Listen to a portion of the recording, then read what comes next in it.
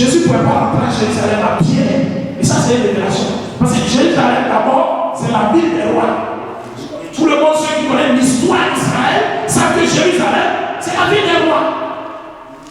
David a été roi d'Israël. Mais tant qu'il n'avait pas régné à Jérusalem, il n'était pas encore roi d'Israël. On l'appelait roi de Juda. Il a été consacré 3 fois, David. Et c'est la 3e fois qu'il était roi de territoire d'Israël. C'est pas comme quand on l'a coupé en 2. Alléluia. On dit comme zone, comment on appelle ça, zone, je ne sais pas. Je ne sais même plus. Parce que moi, il y a longtemps même l'histoire là. Alléluia. Mais je veux dire à quelqu'un que David a été roi 3 fois. Tu comprends? Et c'est la 3e fois qu'il a été établi. Jérusalem, c'est la ville des rois. Et comme c'est pour cela que les Juifs n'ont pas cru en Jésus. Parce que Jésus n'est pas né à Jérusalem. Et il ne vient pas de Jérusalem. Tu comprends? Il est né à Nazareth. Les pharisiens ont dit, mais depuis quand de Nazareth il vient une chose, un prophète? Depuis quand? Tous les grands prophètes que nous connaissons, les Isaïe, les Jérémie, tout cela vient de Jérusalem. Lui il dit des prophètes, lui en plus il dit des fils de Dieu. Et il Nazareth, il a de moutons. Alléluia. C'est comme ça que Dieu fait ces choses. Et c'est ça que Jésus a dit, nul ne prêche ce soir. Oh, toi on te connaissait ici, toi tu es traumatisé depuis quand tu prêches la parole de Dieu. Depuis quand tu es prophète. Alléluia. Viens, on va prier. Viens, tu vas voir si tu vas me. Alléluia. Dieu va toucher un peu ta vie. Alléluia. Quelqu'un dit Alléluia. Gloire à Dieu, Jérusalem. Jésus devait rentrer à Jérusalem parce que c'est la ville des rois. Et lui, il est le roi des rois. Donc il ne peut pas aller à Jérusalem à pied. Même s'il ne va pas à Jérusalem sur des chevaux, mais il va sur un anneau qui est prophétiquement symbolique. Et ceux qui comprennent les choses de l'esprit ont compris cela. Alléluia. La preuve, c'est que la Bible dit les gens mettaient les choses à terre. Depuis quand quelqu'un qui monte sur un anneau, le petit, qui met là, on met les choses à terre. C'est quand même bizarre ça. Alléluia. Vous ne trouvez pas? C'est bizarre.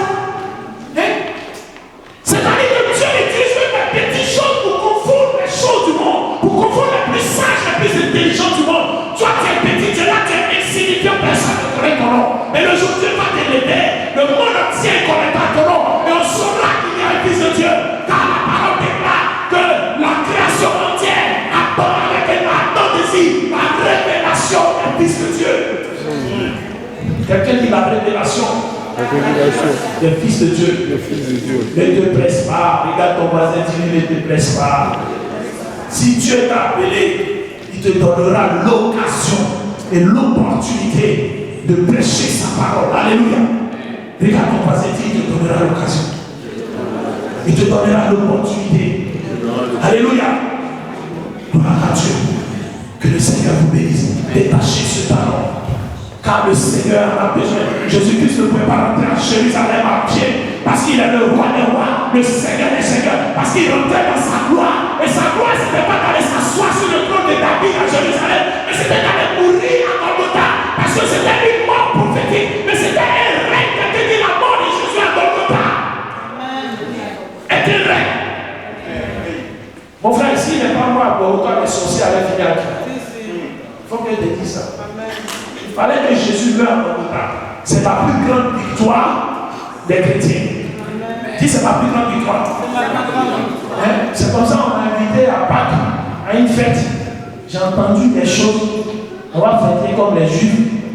Mais la mort de Jésus, là, c'est pas ça qui est important. Dis, mon frère, la Pâques, c'est là où tu dois manifester la mort et la résurrection de Jésus. Ça doit être le jour où tu dois danser. Tu dois t'habiller en rouge de la tête aux pieds. Tu dois t'habiller en rouge, symboliquement, pour montrer que Jésus-Christ, le sang de Jésus-Christ, te sauve, le sang te couvre par un maître dessus. Tu es guéri, mon frère. Alléluia. À la Pâque, à la télévision, j'avais prêché sur la dernière plaie. Je vais prêcher ça à l'église. J'aime ça puissant. Dieu a envoyé Moïse et Aaron aller chercher les enfants d'Israël. Les 9 plaies que Dieu a montré à Pharaon, ça ne va pas suffire. Il dit, laisse pas les enfants d'Israël partir. Dieu dit à Moïse, attends, je vais envoyer une 10e plaie. ça, il sera chaos. Mon frère, je vais te dire que Jésus-Christ envoiera dans ta vie le dernier coup qui va assommer tes ennemis et ils vont tomber chaos, ils ne pourront jamais s'élever. Et toi, tu marcheras dans la victoire avec Jésus-Christ. Alléluia. Quelqu'un dit là, le dernier coup, le chaos de Satan. Amen. Tu dois être un chrétien de victoire. Jérusalem, c'est le lieu de la victoire. J'aime beaucoup le nom Jérusalem, tu comprends? Mon frère, tant que je ne suis jamais allé à Jérusalem pour aller imposer mes mains sur ce mur de lamentation, sur le mur qui représente le dernier mur du temple de Salomon. Si je ne suis pas allé mettre mes mains, mon frère, je ne serai jamais content. Amen. Jérusalem, quand j'entends le nom, dis à ton voisin, le nom de Jérusalem, ça fait pas mon cœur. Alléluia. Ça fait pas mon cœur.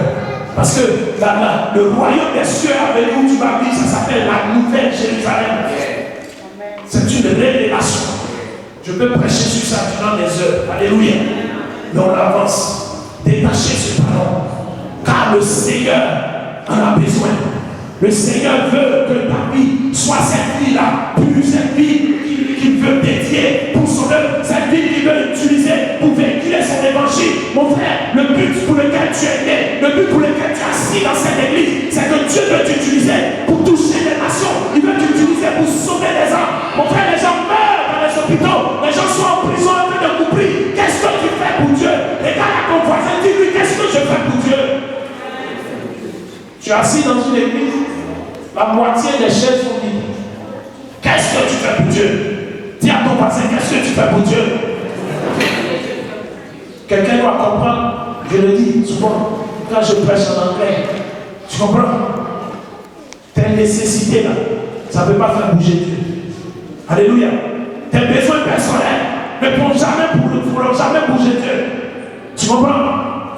Dieu va bouger quand tu vas faire le pas de foi nécessaire pour lui. Parce que Dieu regarde aujourd'hui à ses intérêts. Si mon frère, tes nécessités faisaient bouger Dieu, toute l'Afrique allait sauver, la pauvreté en Asie allait tomber, et tout le monde allait manger à sa faim dans ce monde. Je dis, c'est ta foi qui va faire bouger Dieu. Ta foi. Regarde ton voisin, tu dis ma foi. Parce que c'est la foi qui va faire que tu vas servir Dieu. Alléluia. C'est la foi qui va faire que tu vas dire, mon Seigneur, voilà moi. Mes soeurs, là, j'utilise mon temps. Tu comprends? Tout ce que j'ai, mon argent, mes dîmes, mes offrandes, tout ça, je donne. Alléluia. C'est ta foi. Vous comprenez? Moi, je n'aime pas beaucoup prêcher sur les dîmes et les offrandes parce que j'explique souvent aux gens que c'est la foi qui amène les gens à payer les dîmes et les offrandes. Vous comprenez? Les payer une offrande ou une dîme, ça s'appelle un don de libéralité. Tu comprends? Mais c'est quand Jésus a touché ton cœur, mon frère, que tu fais ces dons-là. Parce que même si Jésus n'a pas touché ton cœur et que tu donnes des millions dans l'église, mon frère, tu n'es pas sauvé. Tes millions ne servent à rien. Tu auras mis de l'argent dans l'église, c'est tout. Mon frère, je veux te dire que Dieu regarde à ta foi et il veut que tu marches selon la foi. Dis à ton passé selon la foi. Je veux prier pour quelqu'un cet après-midi. Groupe musical. Alléluia, vous allez m'aider. Je vais prier pour quelqu'un. La chanson de tout à l'heure était bien.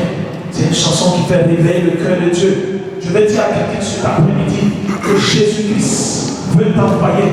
Jésus-Christ veut t'utiliser. Jésus-Christ veut marcher avec toi. Jésus-Christ veut être ton fardeau. Jésus-Christ veut te détacher de là où tu es. Jésus-Christ veut te prendre selon, Seigneur, selon ce que tu es, là où tu es, d'où tu viens. Il ne regarde pas à ton état, à ta petitesse. Il ne regarde pas à ce que tu es. Ne regarde pas à toi-même, regarde à Jésus. Alléluia. Jésus-Christ a besoin de toi. Dis à ton voisin qu'il a besoin de moi. Il faut qu'il me détache. Il veut me détacher plutôt. Alléluia. Il a besoin de moi. Il a besoin de moi. Gloire à Dieu.